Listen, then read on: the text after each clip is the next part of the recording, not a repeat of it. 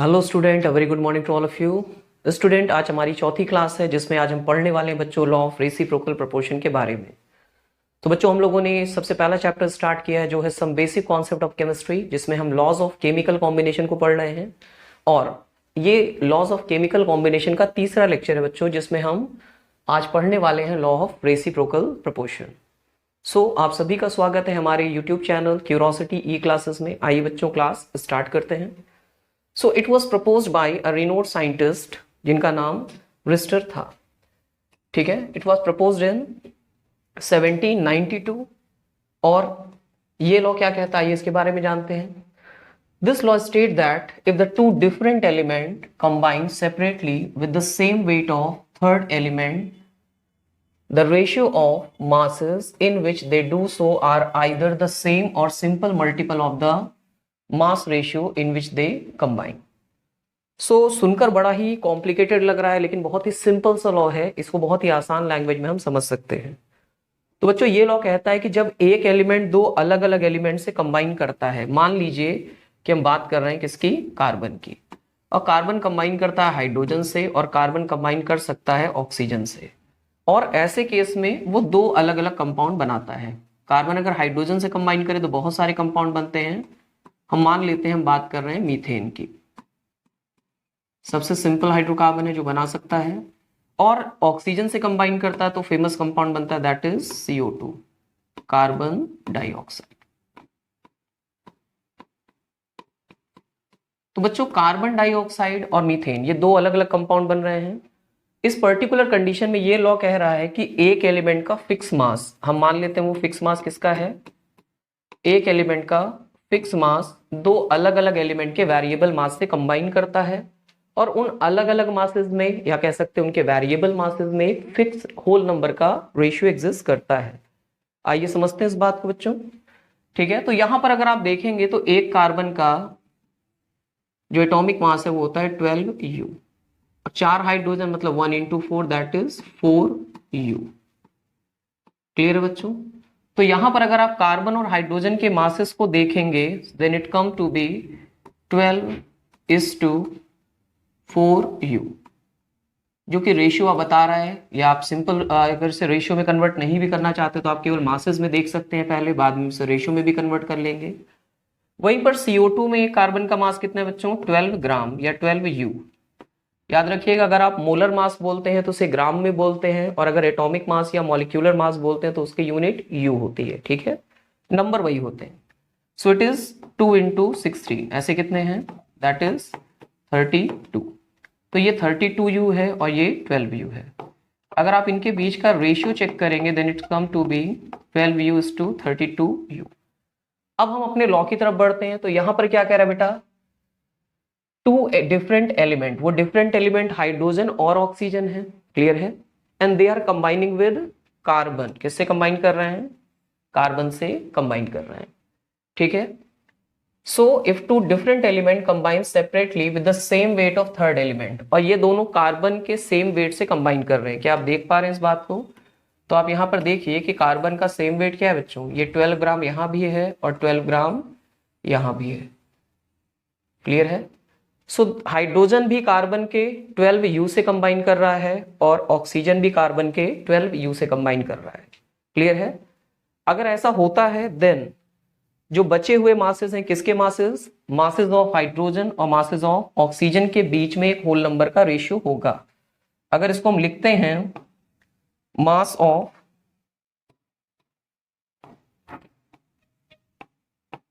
Hydrogen, mass of hydrogen divide by mass of oxygen, तो इन दोनों के बीच में वो कह रहा है कि होल नंबर रेशियो होना चाहिए। तो आइए देखते हैं बच्चों।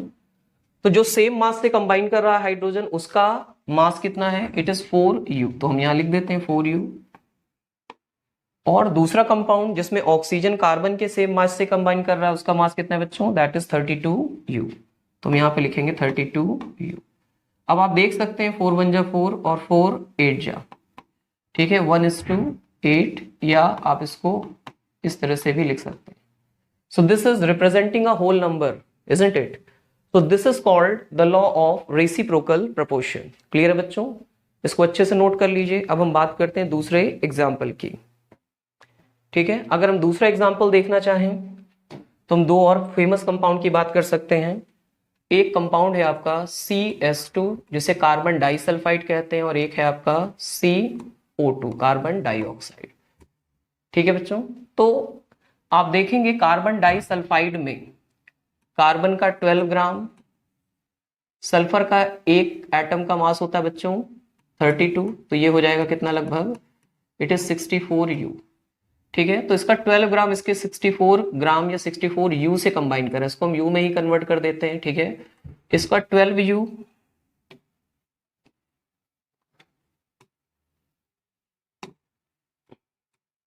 ठीक है, इसके 64U से कंबाइन कर रहा है, तो फिर रेशियो क्या हुआ बच्चों, इट इज 12:64। Leave it. अब इधर आ जाइए, यहां पर कार्बन का 12U ऑक्सीजन के 32U से कंबाइन कर रहा है, तो यहां पे रेशियो क्या हुआ, 12:32। अब आप देखिए ध्यान से कि this 12U is representing carbon, ये कार्बन का मास है।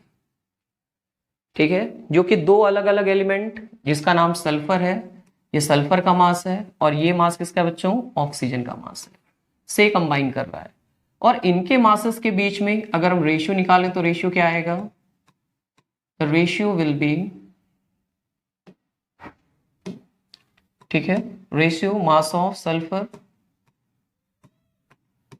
और divide by mass of oxygen. इनके बीच आप रेशियो चेक करेंगे तो रेशियो आएगा 64/32 एंड दैट इज 2:2 या 2/1, या इसको लिख सकते हैं 2:1। ये भी एक होल नंबर रेशियो है।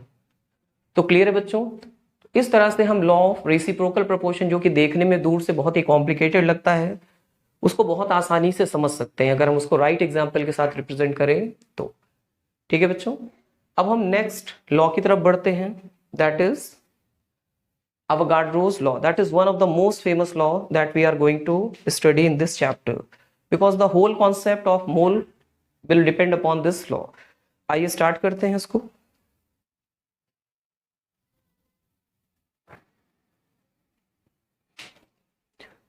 आइए बच्चों, अब हम लॉज ऑफ केमिकल कॉम्बिनेशन के सबसे अंतिम लॉ की तरफ बढ़ते हैं, and that is the law of Avogadro, जिसे सिंपली हम अवोगाड्रोज लॉ कहते हैं।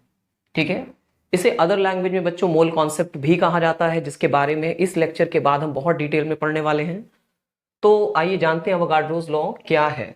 ठीक है, इन्होंने कहा था equal volume of all the gases under same condition of temperature and pressure contain equal number of molecule. इसका मतलब ये है कि अगर आप टेम्परेचर को और प्रेशर को कांस्टेंट कर देते हो, मतलब सेम रखते हुए अलग अलग गैसेस के इक्वल नंबर ऑफ मोल लेते हो, तो उनका वॉल्यूम भी इक्वल होगा। क्लियर बच्चों, इसको और थोड़ा सिंपल लैंग्वेज में हम समझते हैं। मान लो हमने अलग अलग गैसेस को बैलून्स में फिल किया। ठीक है, मान लो एक बैलून है जिसमें आपने हीलियम भरा है, कितना, 1 मोल। दूसरे में आपने हाइड्रोजन भरा है, वो भी कितनी है, 1 मोल। और तीसरे में आपने मीथेन भरा है, CH4, और वो भी कितनी है बच्चों, 1 मोल। और ये गैसेस सब अलग अलग टेम्परेचर, मान लेते हैं ये टेम्परेचर T1 पर है और इसका वॉल्यूम V1 है, इसका टेम्परेचर T2 है और वॉल्यूम V1 है, इसका टेम्परेचर T3 है और वॉल्यूम V3 है। ठीक है, हमें नहीं पता कि ये किस टेम्परेचर और प्रेशर पे रखा गया है, लेकिन अगर हम इनका टेम्परेचर और प्रेशर सेम कर दें तो इनका वॉल्यूम सेम हो जाएगा। क्लियर हो रही है बात, फिर से रिपीट कर रहा हूं, अगर हम सबका टेम्परेचर एक जैसा कर दें और सबका, ठीक है ना, जैसे हम टेम्परेचर एक जैसा करेंगे, ठीक है, ऑटोमेटिकली इनका वॉल्यूम क्या हो जाएगा, वो सेम हो जाएगा। ठीक है, यही बात कहता है अवोगाड्रोस लॉ। अब हम मान लो इन सभी गैसेस को उठाते हैं जिनका टेम्परेचर अलग अलग था और वॉल्यूम भी अलग अलग था, उसको एक ऐसे बॉक्स में डाल देते हैं जिसमें टेम्परेचर मान लेते हैं हम 0 डिग्री सेल्सियस है। ठीक है, और नंबर ऑफ मोल पहले से बता दिया गया है, नंबर ऑफ मोल सब में कितने हैं, सब में नंबर ऑफ मोल इक्वल है, दैट इज 1 मोल। सब में नंबर ऑफ मोल कितने दिए गए हैं? 1 मोल।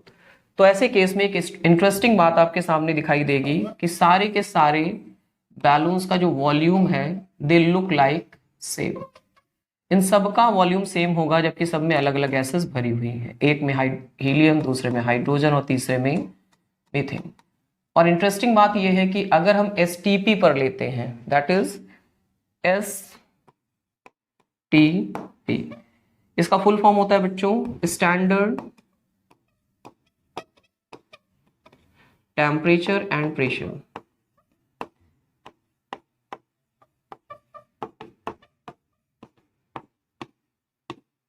ठीक है, स्टैंडर्ड टेम्परेचर एंड प्रेशर, जहां पर बच्चों टेम्परेचर जो होता है वो होता है 0 डिग्री सेल्सियस और प्रेशर होता है 1 atm। क्लियर हो रहा है? Atmospheric pressure that is also called 760 mm of Hg। ठीक है, तो हमने इनका टेम्परेचर 0 डिग्री कर दिया। इस बॉक्स के अंदर जो टेम्परेचर वो कितना है? 0 डिग्री सेल्सियस है, और प्रेशर कितना कर दिया है? 1 atm। अब गैसेस जिस भी कंडीशन में थी, अगर उन सबके एक एक मोल इसके अंदर हैं, ठीक है, जैसा हमने इनिशियली लिया था, सबके कितने मोल ले रखे हम लोगों ने? 1 मोल, इक्वल मोल। ठीक है, तो इन सब का वॉल्यूम भी सेम होगा। Is this clear? और तो सेम नंबर ऑफ मोल अगर आप भर के अलग अलग बैलून्स बनाते हैं, दुनिया के अलग अलग कोने में ले जाते हैं, तो हो सकता है उन सबका वॉल्यूम क्या हो? अलग अलग हो, क्योंकि उनका टेम्परेचर भी अलग अलग है। क्लियर है? लेकिन जैसे ही आप उसको एक चैम्बर में रखते हैं जिसमें उन सभी का टेम्परेचर सेम है, क्लियर है, तो उन सभी का वॉल्यूम भी क्या हो जाएगा? वो सेम हो जाएगा। इसका मतलब है कि जो गैसेस का वॉल्यूम होता है कांस्टेंट टेम्परेचर पे, वो नंबर ऑफ मोल के डायरेक्टली प्रोपोर्शनल होता है। क्लियर बच्चों? तो इससे हम क्या कंक्लूजन निकाल सकते हैं कि वॉल्यूम ऑफ गैस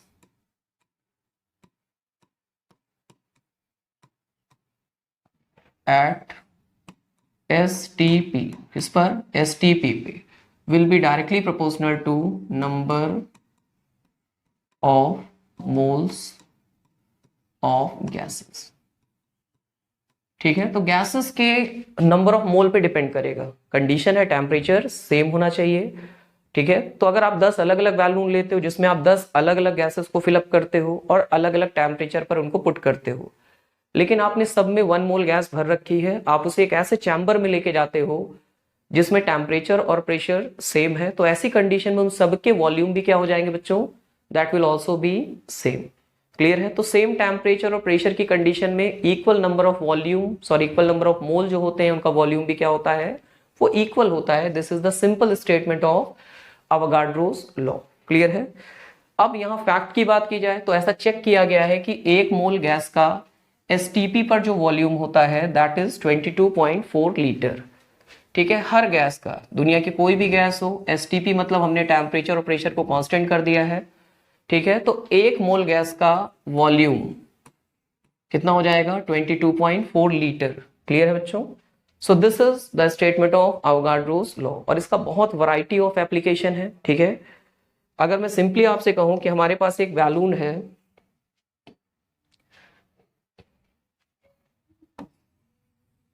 ठीक है, और हमने इसमें 1/2 मोल हाइड्रोजन गैस को भरा है और कंडीशन है STP की। ठीक है, तो अब आप बताइए कि इसका वॉल्यूम कितना होगा। तो सिंपली हमको पता है कि अगर इसमें होता 1 मोल STP पर तो उसका वॉल्यूम होता 22.4 लीटर, लेकिन इसमें भरा गया है 1/2 मोल, तो इसका वॉल्यूम हो जाएगा 1/2 into 22.4 litre, that is 11.2 litre. तो बड़ी आसानी से आप बता सकते हैं कि इस बैलून का वॉल्यूम कितना होगा? 11.2 लीटर, जो कि उस गैस का वॉल्यूम है। इन द सेम मैनर अगर आपसे कोई कहता कि इसमें, इस बैलून में 1 या हम 0 पॉइंट मान लो 1 मोल हीलियम गैस को फिलअप कर देते, किस पर?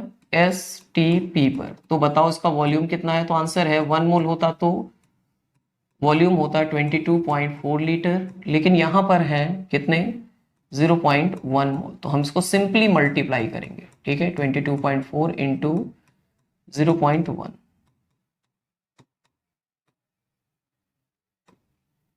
इजी। तो किसी भी गैस का जो वॉल्यूम है वो उसके नंबर ऑफ मोल पे डिपेंड कर रहा है। आप देख रहे हैं कि वॉल्यूम क्या था बच्चों, नंबर ऑफ मोल 0.5 थे, हाफ मोल को क्या बोल सकते हैं 0.5 मोल, तो वॉल्यूम कितना था, इट वाज 11.2 लीटर। जब हमने उसको घटा के 0.1 किया या 1/10 मोल किया तो ये वॉल्यूम भी घट गया और घट के कितना हो गया 2.24 litre. So this is how the number of mole is directly related to volume and it is the uttermost or most important statement of Avogadro's law. Clear बच्चों? अब हम इसके बाद बात करेंगे मोल कॉन्सेप्ट की और उसमें हम बहुत डिटेल में इन सभी चीजों की प्रैक्टिस करेंगे। सबसे पहले बच्चों अगली क्लास में हम जानेंगे कि what are number of moles, क्या होते हैं नंबर ऑफ मोल्स, ठीक है, उनका नंबर से क्या लेना देना होता है, उनका मास से क्या लेना देना होता है और उनको सब्सटेंस के वॉल्यूम से क्या लेना देना होता है। तो this all thing can be correlated, ठीक है। मोल कॉन्सेप्ट में हम नंबर ऑफ मोल को नंबर ऑफ पार्टिकल से रिलेट कर सकते हैं, उसको उसके मास से रिलेट कर सकते हैं अगर हमें सब्सटेंस का नाम पता हो, और हम उसको वॉल्यूम से भी रिलेट कर सकते हैं अगर हमें कंडीशन दी जाए। क्लियर बच्चों? तो अगली क्लास से अब हम स्टार्ट करने वाले हैं most important concept of this chapter, that is mole concept. ठीक है बच्चों, अगर आपको समझ में आया then do like and subscribe और अपने दोस्तों के बीच इसको शेयर करिए ताकि वो भी इस वीडियो का बेनिफिट उठा सके। Thank you.